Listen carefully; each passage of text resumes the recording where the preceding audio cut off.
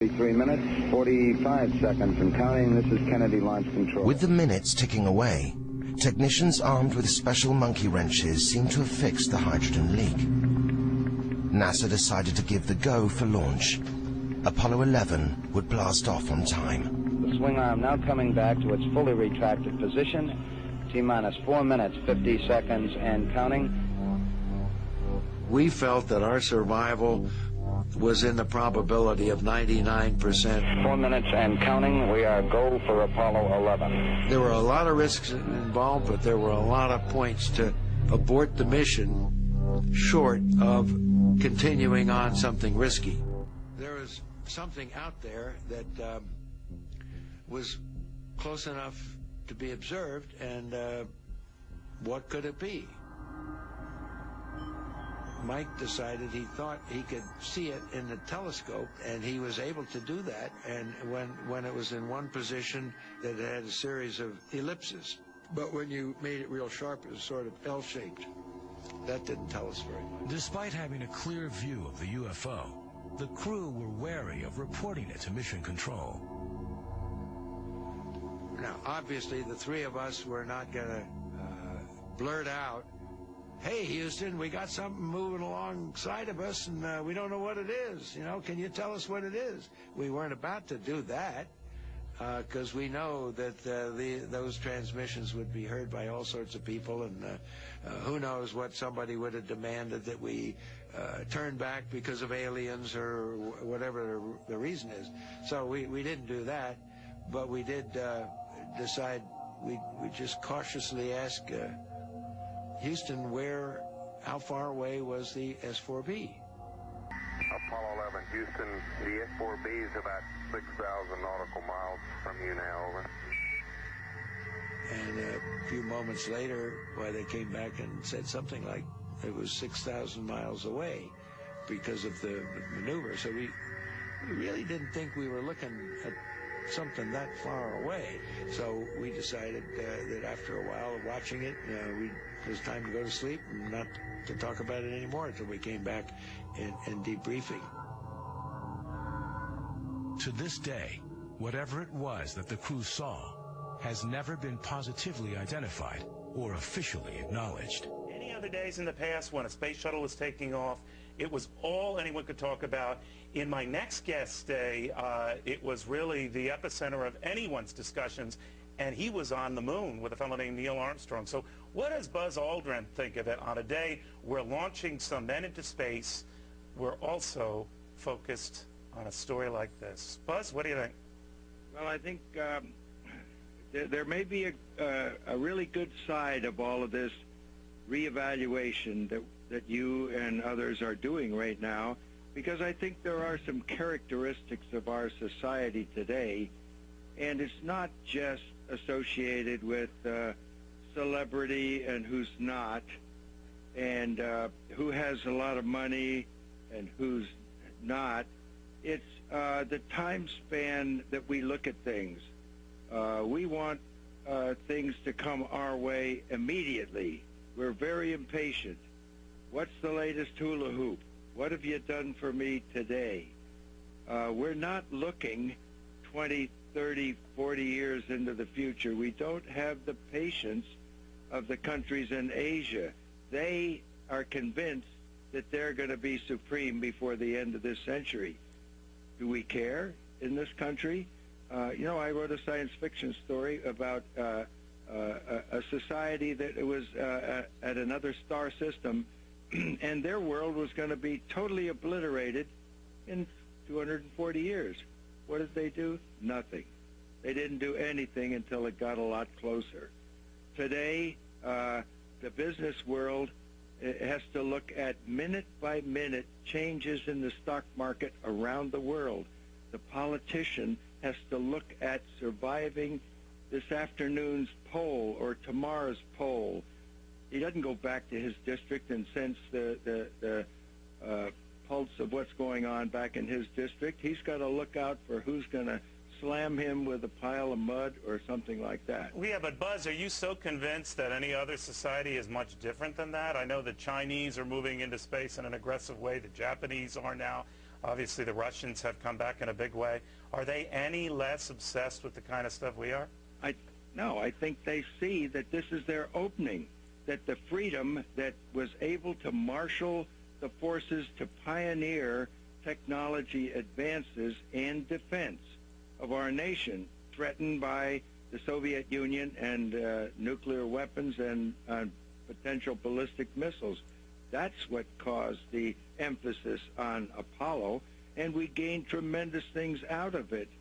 But that's not what's going to motivate our space program today. People watch the Indy 500. Why? For the first turn, to see the sensational crashes that high probability happen in the first turn. All right. They watch the shuttle launch, and once the solid rockets go away and somebody has said, you're go at throttle up, that's okay. Let's switch to the commercials. They're not even in orbit yet, and yet you're going to switch to commercials. All right, Buzz, I wish we had more time, my friend. Thank you very much. I always think if we had broken into a story like this on July 20, 1969, I think you would have come back and slapped us. But, listen, Buzz, we just about could have said, look, we see a UFO out the window going along with us. You know what would have happened? The public would have gone crazy. Yeah. But we were smart enough to say, where is the upper stage rocket?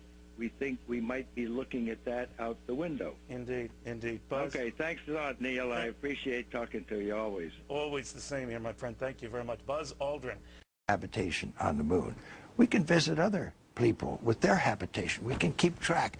If there's something very important to be developed from the moon, I'm not sure what it is right now. And I sure think we should identify what it is for America to make such gross expenditures again for human habitation on the moon. We can help. We can join with. Together we can explore the moon and develop the moon. We should go boldly where man has not gone before. Fly by the comets, visit asteroids, visit the moon of Mars. There's a monolith there, a very unusual structure on this little potato-shaped object that goes around Mars once in 7 hours. When people find out about that, they're going to say, who put that there? Who put that there? Well, the universe put it there. If you choose, God put it there.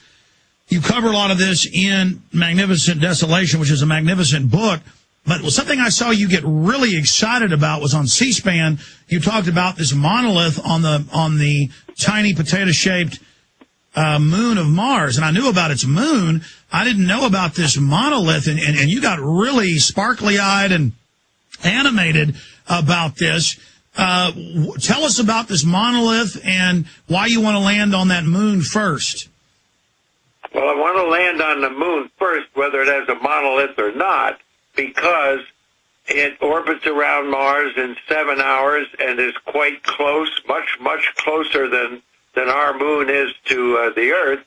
And from that moon, people can control robots, rovers, all sorts of assembly processes, chemical processes, fuel processes, and other things on the surface without endangering the crew.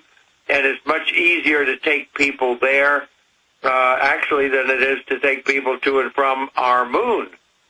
Because of the smallness of it, it takes longer to get there, and when you get there, you have to stay longer.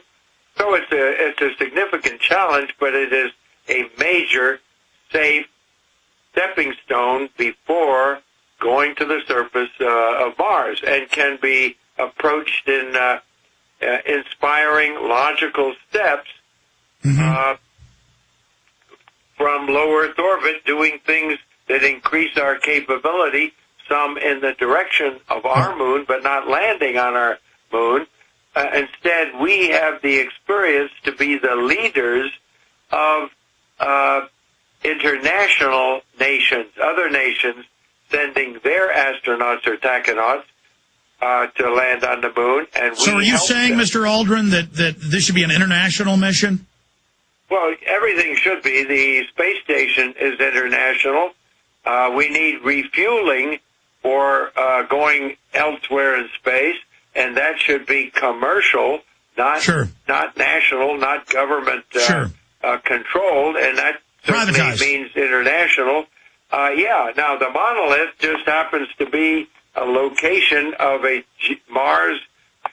Marsology, not geology, feature that is a physical structure, but it is very, very curious, and it's quite close to where we would like to land. And Canadian studies extensively of going to Phobos for science. The science team has said, go for the monolith.